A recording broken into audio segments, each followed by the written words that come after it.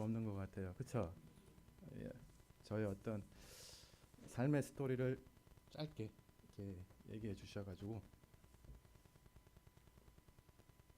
할 말이 없는 것 같습니다. 아, 참으로 오랜 시간인 것 같았는데 짧은 시간이었던 것 같기도 한 3개월, 3.4개, 3.5개월의 시간을 보내면서 이제 돌아가야 할 때가 되었다라는 것을 이제 보게 됩니다. 그래서 많은 생각도 하게 되고 또 그 가운데서 어떻게 내가 갈까라는 생각을 고민해 봅니다. 아, 오늘 말씀을 제가 이렇게 보면서 이 말씀이 여러분들에게 어떤 말씀으로 다가가고 또 어떻게 같이 나눌 수 있을까 그거를 제가 이번 한 주간 고민을 하면서 기도했습니다. 오늘 읽었던 우리 창세기 33장 1절서부터 4절의 말씀은 어떻게 보면은 그냥 쉽게 지나쳐 갈 수 있는 그런 내용이기도 합니다. 그러나 우리가 이 말씀의 내용을 잘 살펴보면 이 안에 깊고 영적인 그 내용이 담겨져 있다는 사실을 우리가 이제 발견할 수 있게 됩니다. 오늘의 말씀을 우리가 읽기 이전에 우리는 야곱의 전반적인 일생에 대해서도 우리가 한번 살펴볼 필요가 있습니다. 그래서 야곱의 일생도 그의 삶도 한번 살펴보면서 우리의 삶과 또한 접목시키면서 우리가 신앙인으로서 어떻게 살아가야 할지에 대한 부분들을 한번 점검해 보고자 합니다. 사람은 누구나 한 번쯤 자신의 인생을 살아가면서 전환점을 겪게 됩니다. 그 전환점을 겪으면서 사람마다 각자의 반응이 저마다 다르게 나타납니다. 어떤 사람은 그 순간을 외면하고 싶어서 회피하려고 하고 현실의 부담을 피하려고 도망을 가는 사람도 있습니다. 마치 요나가 하나님의 부르심을 피해 다시스로 도망갔던 것처럼 변화를 두려워하며 하나님의 손길에서 벗어나려 하는 이들도 있습니다. 또 어떤 사람은 감정적 혼란과 두려움 속에 있습니다. 그것에 압도당해서 앞이 보이지 않고 자신의 한계가 너무나 커 보여서 아무것도 하지 못한 채 머뭇거립니다. 마치 모세가 하나님의 부르심 앞에서 나는 말이 둔한 사람이라고 그렇게 자신을 부정하면서 둘러댔던 것처럼 그런 사람이 있는 반면 또 어떤 사람은 그 전환점을 통해 인격 자체가 변화되는 그런 기회를 갖는 사람도 있습니다. 사도 바울처럼 삶의 방향이 완전히 뒤바뀌고 하나님 중심으로 인생이 거듭나는 그러한 사람도 있습니다. 결국 인생에서의 전환점은 누구에게나 찾아오는 하나님의 부르심이며 기회입니다. 저도 그 많은 여러 가지 시간들 속에서 많은 어떤 전환의 그 시간들을 통하여서 저 자신이 오늘 이렇게 만들어졌다는 것을 여러분 앞에 고백을 합니다. 인생에서의 전환점은 누구에게나 다 찾아오는 하나님의 부르심이면서 기회입니다. 그 앞에서 우리는 도망칠 수도 있고 두려움에 머물 수도 있고 믿음으로 반응할 수도 있습니다. 오늘 말씀은 야곱의 인생이 극적인 경험을 하는 순간입니다. 야곱은 창세기에 등장하는 족장들 4명 가운데서 가장 이채로운 인물입니다. 야곱은 훗날 자신의 삶을 돌아보며 그 자신에 대해서 열정적이면서도 교활한 성격으로 인해서 속고 속이며 빼앗고 빼앗기는 풍운의 인생을 살았다고 창세기 47장 9절에서 자기 자신을 험악한 세월을 보냈다고 그렇게 고백을 합니다. 야곱의 인생은 늙은 아버지 이삭을 속이고 형 에서에게 돌아갈 축복을 가로챘습니다. 분노한 형을 피해서 외삼촌 라반의 집으로 도망치는 신세가 됩니다. 그야말로 축복을 한순간에 쥐었으나 그의 삶은 초라한 도망자가 되었습니다. 둘째였던 야곱은 속임수라는 인간적인 방법을 통해서 아버지 이삭의 축복을 받았지만 이삭이 야곱에게 속아 축복한 그 행위 자체에 절대적인 권능이나 신적인 능력이 부여된 것은 아닙니다. 오히려 하나님께서는 그 모든 과정을 초월하여 하나님의 뜻을 이루시는 것을 우리는 보게 됩니다. 야곱이 받은 축복은 인간의 계략에 의해서 만들어진 결과물이 아니라 이미 작정된 하나님의 섭리가 역사 속에 드러난 사건이었습니다.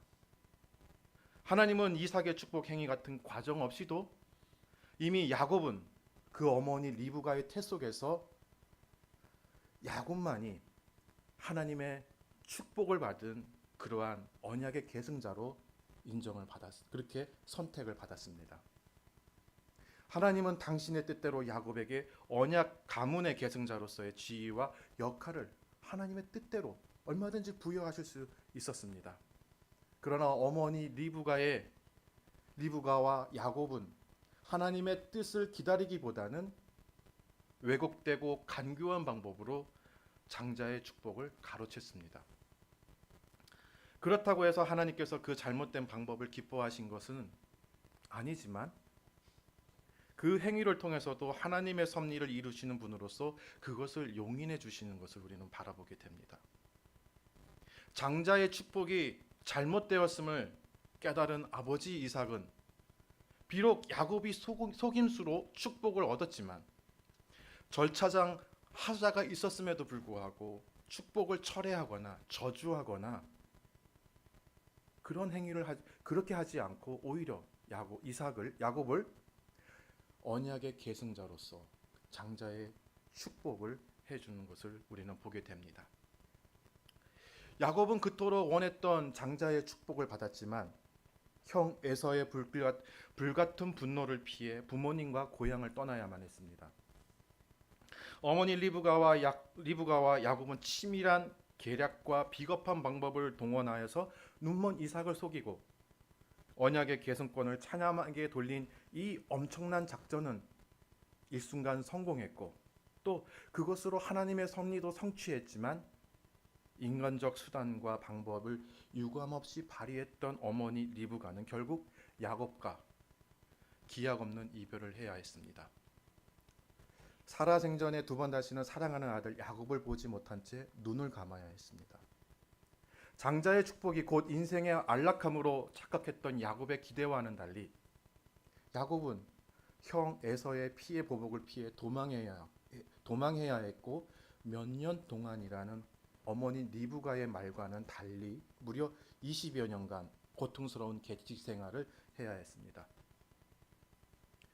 야곱이 언약의 계승자인 것은 분명하지만 하나님은 한 사람을 그에 합당한 사람으로 세워가시는 모습을 이 야곱의 일대기를 통해서 우리에게 보여주십니다.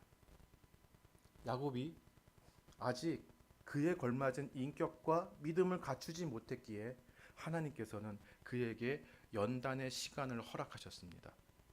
이 같은 과정은 단지 야곱 개인의 훈련에 그치지 않습니다. 오늘날 신앙하는 모든 사람들에게도 하나님께서는 각자의 삶 속에서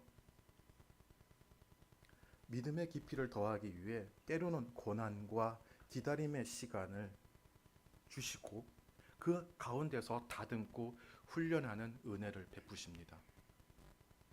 파란만장한 야곱의 일생 가운데서도 하나님의 은혜로운 개입이 돋보이는 두 번의 결정적인 사건이 있었습니다. 첫 번째는 외삼촌 라반의 집으로 도망가는 그 길을 베델에서 하나님을 만난 그 시간. 또 하나는 고향으로 돌아가는 그 야복 강가에서 하나님과 씨름하며 인생이 전환된 사건. 이 두 사건은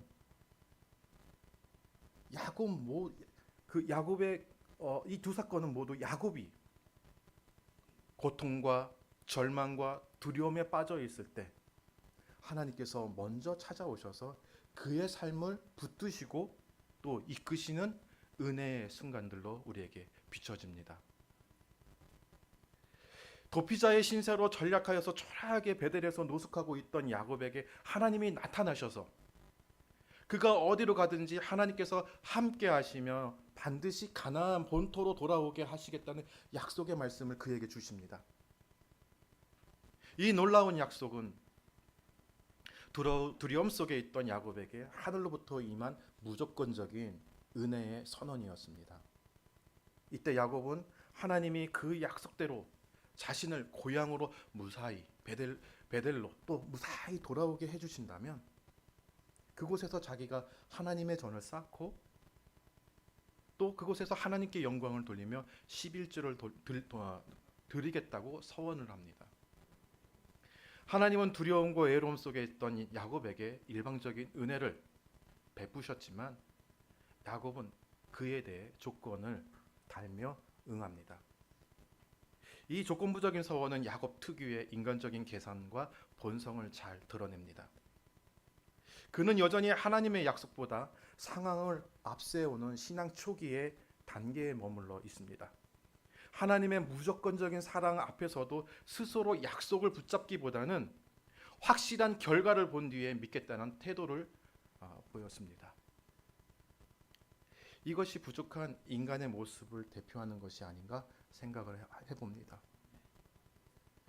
우리는 무슨 일이 있을 때에 어떤 사건이 있을 때에 하나님께서 이것을 해결해 주시면 나는 하나님이 살아계신 것을 또 그것을 전하는 사람이 되겠다라고 그렇게 우리는 기도하는 경우들이 종종 있습니다. 그건 저도 그렇게 경험한 적이 여러 번 있습니다.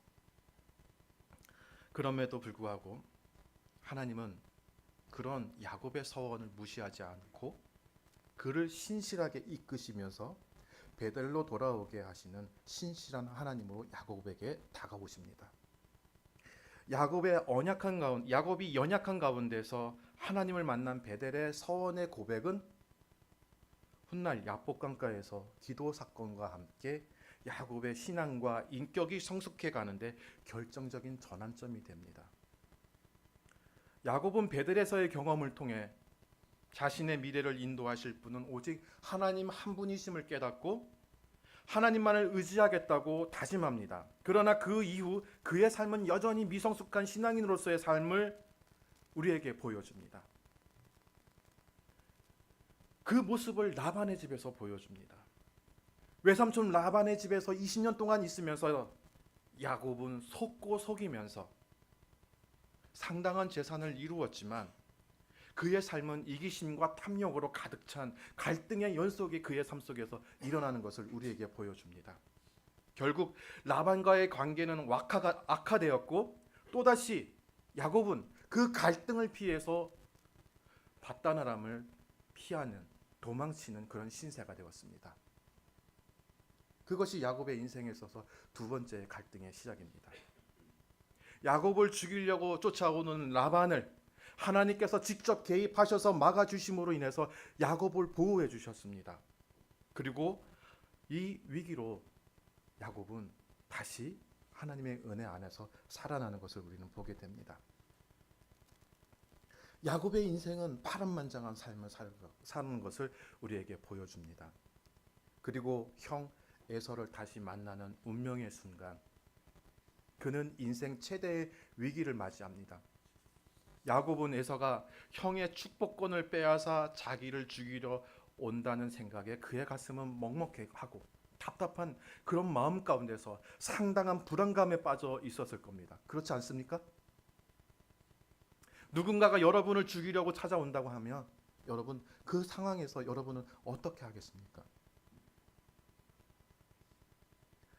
제가 케냐에서 한국에 들어오고 난 다음에 아시는 분들은 아시겠지만 제가 살던 그 주변에 떼강도가 들어왔다라는 이야기를 들었어요. 그 이야기를 들었을 때 제 마음이 어떠했을까요? 그냥 한국에 있으니까 평온하게 보였겠지만 제 마음 깊은 속에는 약간의 그 두려움과 불안함이 있었음을 여러분들에게 알려드립니다. 그런 불안함 속에서 에서는 무슨 생각을 갖고서 400명의 용병을 데리고 오는 걸까요? 무엇 때문에 에서는 야곱을 만나러 400명의 용병을 데리고 오는 걸까요? 피할 수 없는 순간이 다가오자 야곱은 처음으로 하나님 앞에 진지하게 반응합니다. 이때 야곱은 단순한 도망자가 아니라 하나님의 사람으로서 두려움을 넘어서는, 그것을 넘어서려는 믿음의 기질을 발휘하는 그런 신앙인의 모습을 보이기 시작합니다. 먼저 야곱은 400여 명의 그 용병을 이끌고 자기에게 다가오는 형 에서의 마음을 누그러뜨리기 위해서 그동안 자기가 외삼촌 라반의 집에서 모았던 그 재산의 그 모든 것들을 다 에서에게 보냅니다. 그리고 자신을 극도로 낮추는 모습을 에서에게 보입니다. 그리고 야곱은 혼자 남았습니다. 그야말로 하나님 앞에 생사를 걸고 간구하면서 모든 일의 결국을 이루시는 분은 오직 하나님뿐이심을 인정하고 하나님께 매달리는 기도를 합니다. 때로는 우리에게도 이러한 시간들, 혼자만의 시간, 하나님 앞에 매달리면서 기도하는 시간이 필요합니다. 야곱이 밤새워 하나님과 씨름하는 지경으로 하나님의 응답과 확신을 얻을 때까지 매어 달리며 간구하는 장면은 스스로의 힘으로는 도저히 극복할 수 없는 난간에 처한 한 인간이 하나님께 생사를 걸고 매달리는 처절한 간구의 영원한 상징이 됩니다. 마치 갈보리 산에서 예수께서 이 십자가를 내가 져야 하는가 말아야 하는가라는 그 깊은 고뇌에 찬 그 기도와 같이 야곱의 기도가 그와 같다라는 것입니다. 우리는 이것을 통해서 예수께서 갈릴리 산에서 기도하시는 그 모습을 우리는 생각해 볼 수 있습니다. 이와 같은 절대절명의 시간에 그 심정으로 매달리며 간구하는 야곱을 향하여 하나님은 한 인간으로서의 힘과 권위를 상징하는 그때 당시에 그 힘의 상징을 말하는 야곱의 한도뼈, 그 대퇴부를 하나님께서는 치십니다. 하나님이 야곱의 한도뼈를 치신 것은 짧게는 야곱이, 넓게는 오고 오는 세대의 모든 사람들이, 하나님의 사람들이 하나님 앞에서 자신의 연약한 힘으로 하는 것이 아니라 오직 하나님의 능력만 믿고 의지해야 할 것과 하나님께 겸손히 순종해야 할 것을 선언하는 것입니다. 이스라엘 백성들이 이것을 이렇게 하지 못했기 때문에 미가서 6장 8절에서 하나님께서 미가 예언자를 통해서 이렇게 얘기하십니다. 사람아, 주께서 선한 것이 무엇임을 내게 보이셨나니 여호와께서 내게 원하는 것은 오직 공의를 행하며 인자를 사랑하며 겸손히 내 하나님과 함께 행하는 것이 아니냐라고 그렇게 질문을 던지십니다. 하나님이 우리를 부르신 그 목적이 무엇인지를 우리는 분명히 깨닫고 그 부르심 앞에 우리는 나아가야 합니다. 우리의 힘이 아니라 하나님께서 주시는 그 힘과 능력을 가지고서 겸손하게 우리가 하나님의 일을 행해야 한다는 것을 오늘 이 야곱의 이 사건을 통해서 우리에게 말씀하시는 겁니다.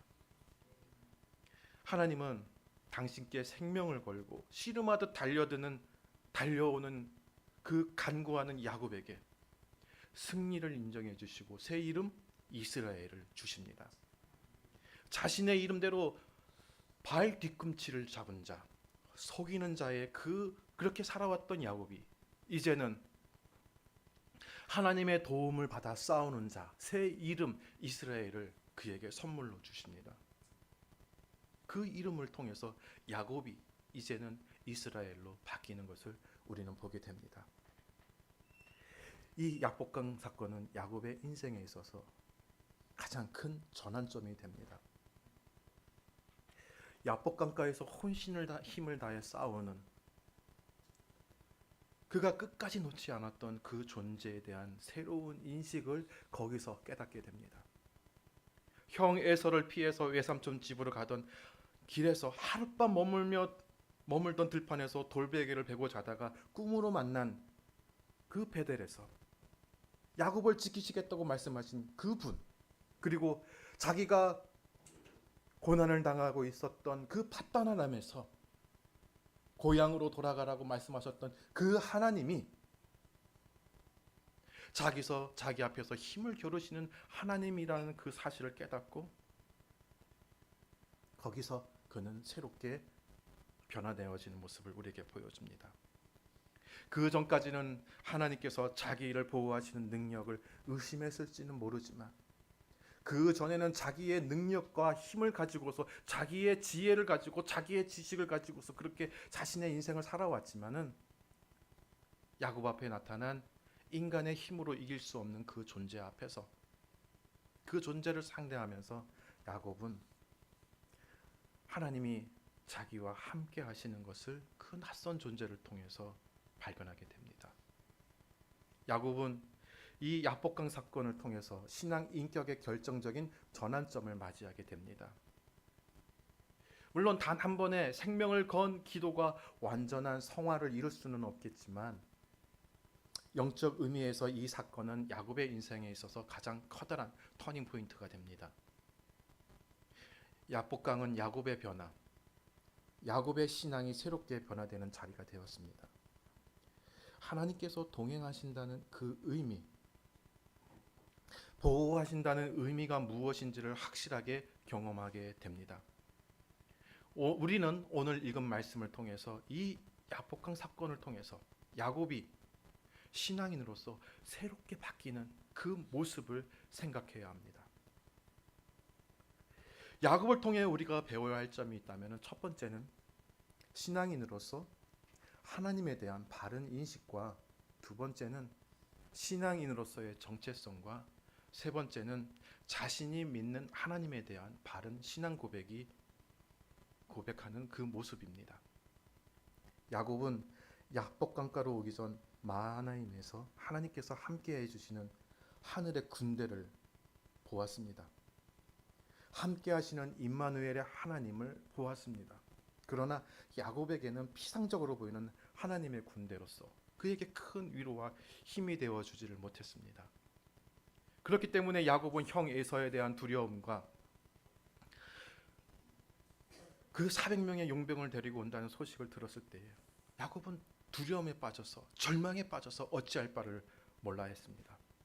그런 야곱을 하나님께서 친히 찾아와 주셔서 만나 주셨고 야곱은 그 자리에서 자신의 인생이 결코 자기의 힘과 능력으로 이루어지는 것이 아니라 하나님의 권능과 주권 안에서 이루어진다는 사실을 그 진리를 깨닫게 됩니다. 야복강가에서 씨름하는 그날 밤 야곱은 자신이 이전까지 알고 있던 하나님이 아니라 자신의 삶을 뿌리채 흔드시는 살아계신 하나님, 이전에 경험하지 못했던 인격적인 하나님을 만나게 됩니다. 그 만남 이후 야곱은 더 이상 야복강을 건너기 이전처럼 두려움과 공포에 사로잡힌 존재가 아니었습니다. 이제 그는 하나님을 신뢰함으로 담대해졌고 믿음 가운데서 형 에서를 향해서 나아갑니다. 우리 한번 3절 말씀 한번 읽어볼까요? 자기는 그들 앞에서 나아가되 몸을 7번 앞에 그의 형 에서에게 가까이 가니. 야곱은 에서에게 7번 절했다고 이야기합니다. 이 7번은 무엇을 상징할까요? 성경에서 치른 완전수라고 이야기합니다. 야곱은 형 에서에게 자기가 장자권을 빼앗은 것에 대한 철저한 회개를 그 앞에 했다는 겁니다. 진심으로 회개하고 진심으로 용서를 그에게 구하는 태도를 보였습니다. 여기서 중요한 것은 사람의 마음을 주관하시는 분은 사람이 아니라 하나님이시라는 것을 오늘 우리에게 보여줍니다. 오늘 우리가 읽었던 그 성경 구절, 잠언 16장 9절처럼 사람이 자기의 길을 계획할지라도 그 사람의 길을 바꾸시는 분이 바로 하나님이라고 오늘 우리에게 이야기해 주고 있습니다. 야곱의 태도의 그 변화도 분명 중요한 의미가 있지만 여러분, 진정한 화해가 일어났던 결정적인 이유는 누구일까요? 예? 누구 때문에 이 화해가 일어날 수 있게 된 걸까요? 네? 예? 하나님? 졸지 말고 얘기하세요. 눈 감지 말고. 눈 힘 꽉 주고. 빨리 뭐예요? 누구예요? 예? 이렇게 얘기하면 다 대답을 안 하시네. 여러분, 진정한 화해가 가능할 수 있었던 이유는 누구의 변화일까요? 에서의 변화입니다. 참 잘하셨어요. 박수. 야곱이 하나님의 축복의 말씀에 순종하고 신뢰하는 마음으로 형에게 나아갔을 때 기적이 일어났습니다. 바로 그 순간 하나님께서 에서의 증오로 가득 찬 그 마음을 만지시고 변화시키셨기 때문일 수도 있습니다. 아니면 이미 에서의 마음은 하나님께서 만지신 그 긍휼의 마음으로 변화되었고 그 안에서 오랜만에 만나는 그토록 보고 싶었던 그의 핏줄인 그 야곱, 밉지만 그 얄미운 그 야곱을 자기의 혈육처럼 아끼고자 했던 그 마음을 하나님께서 주셨기 때문에 이 긍휼의 마음이 나오지 않았을까? 저는 그렇게 봅니다. 참으로 아름다운 화해의 장면입니다. 그렇죠? 형제의 화해, 갈등의 끝에서 피어나는 평화, 그것은 하나님이 세워가시는 은혜의 섭리입니다. 야곱과 에서 두 쌍둥이 형제는 야복강 이전에는 서로 간의 원수였을지 모릅니다. 그러나 야복강을 건너가는 이후에 두 형제 간의 용서와 사랑이 오고 가고 평화가 시작이 됩니다. 그래서 여러분, 하나님의 은혜가 있는 곳에는 사랑이 있고 평화가 있고 은혜가 있습니다. 하나님의 말과 태도의 변화, 야곱의 말과 태도의 변화는 이전에 보였던 야곱의 모습이 아닙니다. 야곱이 이 순간에 머리를 돌려서 이 위기 상황을 모면하고자 그렇게 자기의 머리를 굴렸다고 한다면 에서는 아마 자기의 칼을 들고서 야곱을 내리쳤을 수도 있습니다. 우리가 알다시피 지금까지 야곱의 인생은 항상 분쟁이 있어 왔습니다. 그러나 야복강을 건너온 이후에는 화해의 자리가 열립니다. 하나님의 은혜로서 가능해졌습니다. 이 만남의 장면은 마태복음 5장 7절과 9절에 이렇게 표현합니다. 긍휼히 여기는 자는 하나님께서 그 사람을 어떻게 보신다고요? 긍휼히 여기신다고 했습니다. 화평케 하는 자는 9절에서 화평케 하는 자는 그 사람을 하나님께서 어떻게 하신다고요? 하나님의 자녀로 인정해 주시겠다고 말합니다. 야곱과 에서의 이 장면은 죄인인 이 인간을 향해 진노하시는 하나님과 예수 그리스도의 그 모습이 보여집니다. 십자가를 통해서 하나님과 인간이 예수 그리스도 안에서 하나님과 화목하게 하는 그 장면이 여러분 이것을 보면서 연상이 되지 않습니까? 하나님의 사랑이 일방적으로 야곱에게 에서를 통해서 야곱에게 다가오는 것을 여러분 볼 수 있지 않습니까? 이 사건을 해서 야곱이 믿음의 사람으로 변화되어지는 자리가 됩니다. 야곱과 에서의 아름다운 형제 화해 장면은 창세기 후반부에 가서 아주 재미난 이야기와 흥미진진한 이야기와 연결이 되어집니다. 오늘 우리가 읽었던 말씀에 보면 2절에 보면 마지막 부분에 보면 누가 나옵니까? 요셉이 나옵니다. 요셉은 누구죠? 형들에게는 정말 미움과 재수 없는 그러한 사람이었습니다. 요셉은 그 형들로부터 미움, 시기와 질투를 받고 또 죽임을 당하면서 자기 자신을 이집트로 노예로 팔았던 그 형들과 만나는 그 장면에서 요셉의 그 마음은 어떠했을까요? 그 장면을 생각해 봤을 때 요셉이 울면서 뛰어나갔다고 그렇게 우리에게 이야기해 줍니다.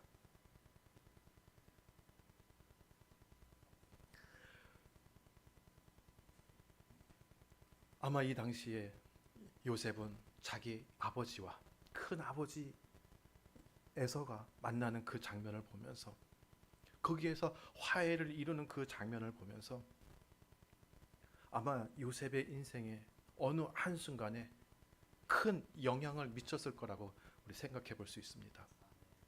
그래서 후대에 이런 아름다운 형제 상봉과 형제의 그 용서에 대한 그 표현을 시편의 기자는 이렇게 표현합니다. 시편 133편 1절에서 형제가 연합하며 동거함이 어찌 그리 선하고 아름다운고. 야곱의 지난날의 삶을 창세기를 통해 살펴보면 그의 인생은 성공한 듯 했지만 실패와 좌절의 연속이었고 그가 있던 자리는 분쟁의 자리였습니다. 오직 인간적인 욕심만을 추구하는 삶이었습니다. 그러나 야복나루에서 하나님을 만남으로 인해 야곱의 인생에 새로운 변화가 있었습니다. 이제 그에게 새로운 삶의 지향점과 하나님과의 새로운 관계가 회복되었습니다. 인간적인 방법을 따라 살던 그런 사람의 모습을 버렸습니다. 언약의 백성으로서 하나님의 인도하심을 따라 살아갑니다. 야곱의 교훈은 인생의 참된 힘이 되어주시는 하나님을 만나기 전에는 우리 모두 연약한 인간이 가질 수밖에 없는 두려움과 나약함에 떨 수밖에 없다는 것입니다. 그러므로 하나님께서 오늘을 살아가는 우리에게 바라시고 깊은 온전하신 뜻은 야곱이 야복나루에서 하나님을 만나 그분께 온전히 붙들려 살게 되었던 것처럼 우리 또한 하나님과의 참된 만남을 경험하며 살아가야 한다는 것입니다. 여러분은 야곱처럼 그런 하나님을 만난 적이 있습니까? 언제 여러분은 그 하나님을 만났습니까? 언제 야곱처럼 여러분 인생에서 하나님을 만나고 하나님과 씨름하면서 여러분 기도한 적 있습니까? 그곳에서 여러분이 하나님을 만났다고 한다면 여러분 이제 우리는 어떻게 해야 합니까? 우리가 하나님을 진정으로 만나는 순간은 그 사람이면서 하나님이신 예수 그리스도를 진정으로 이해하는 순간입니다. 우리와 하나님과의 화목은 인간과 인간의 화목으로 이루어져야 하는 하나님의 법칙입니다. 야곱이 하나님과 화해하고 그 화해하는 그것을 통하여서 에서와의 그 화해하는 그 장면이 바로 하나님의 법칙이라는 것입니다. 그래서 오늘 말씀 하나님의 손에 빚어진 그 인생은 하나님의 그 은혜를 입은 사람만이 그것을 감당할 수 있다는 것입니다. 예수님의 제자들도 처음에는 인간적인 열심과 기대, 때로는 욕심으로 주님을 따랐습니다. 그들은 십자가의 고난과 죽음을 마주하기 전까지는 야곱처럼 미성숙하고 자기 중심적인 모습을 보였습니다. 우리 성경을 보면서 알잖아요. 제자들이 얼마나 불순한 사람들이었다는 것을 우리는 알잖아요. 그들이 불순한 의도를 가지고서 예수님께 접근해서 예수님을 이용해서 자기들이 어떤 그의 신하가 되어서 사람들 앞에서 무언가를 어떤 권위를 내보여고자 했던 것을 우리는 알잖아요. 그랬던 그 사람들이 예수 그리스도의 그 십자가와 그 부활의 사건을 경험하고 난 다음에 어떻게 변화됩니까?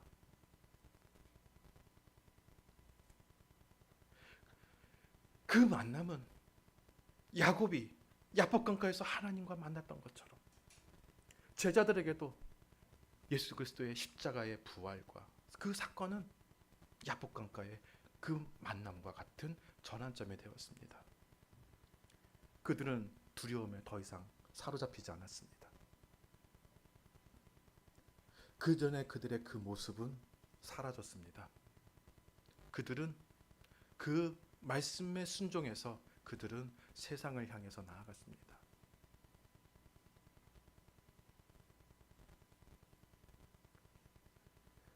하나님의 붙들리신 하나님의 그 부르심에 붙들린 그 변화된 사람들로 거듭났습니다.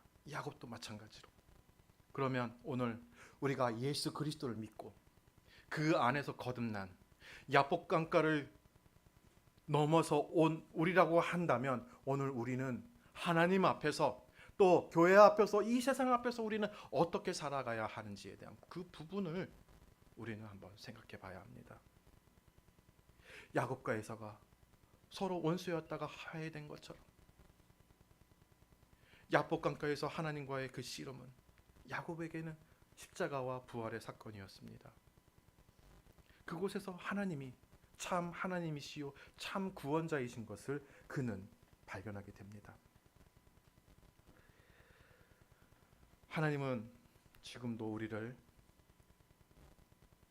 기다리시며 회개가 아닌 순종, 두려움이 아닌 믿음, 분열이 아닌 화해로서 그 야복강가에서 우리를 기다리시고 또 그것을 넘어온 사람들에게 요구하고 계십니다.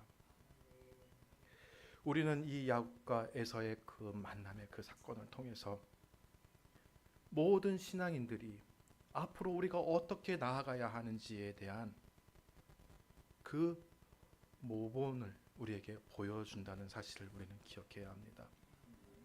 이 33장 속에는 신학적으로도 깊고 영적으로도 깊은 이야기가 담겨져 있다라는 사실을 여러분 기억하시기 바랍니다. 그래서 여러분들이 이 창세기 33장 1절을 33장을 읽을 때에 그 전에 야곱의 그 인생과 그가 야복강가를 넘어서 그가 변화되어진 그 삶의 모습이 오늘 이 시대를 살아가야 할 신앙인에게 주어진 삶의 도전이라는 사실을 여러분 기억하시길 바랍니다. 그리고 여러분의 삶은 하나님의 손에 의해서 지금 빚어져 가고 있는 인생이라는 것을 여러분 기억하시기 바랍니다. 기도하시겠습니다. 사랑의 하나님, 야곱을 만나 주시고 변화시키신 것처럼 오늘 우리도 주님 앞에 엎드려 변화되길 소망합니다. 인생의 전환점 앞에서 두려움이 아닌 믿음으로 반응하게 하시고 주님을 붙잡는 신앙인이 되게 하옵소서. 야곱과 에서가 화해했듯이 우리도 하나님의 은혜로 화목되어졌다는 것을, 화해되어졌다는 것을 우리가 깨닫고 하나님의 그 신 사랑을 우리가 가지고서 이 세상 가운데서 세상을 향하여서 그 사랑과 그 화해의 은혜를 보내는 행복한 소풍교회 성도들이 되게 하여 주시옵소서. 하나님의 손에 우리가 붙들리고 하나님의 손에 우리가 이끌림 받는 삶을 살아가고 있다는 것을 우리가 깨닫게 하여 주시고 우리의 삶 속에 두려움과 걱정과 감당할 수 없는 그 모든 것이 다가올 때에 우리 자신이 야복강가에서 하나님을 만나야 한다는 사실을 우리가 기억하고 기도하는 하나님의 사람으로서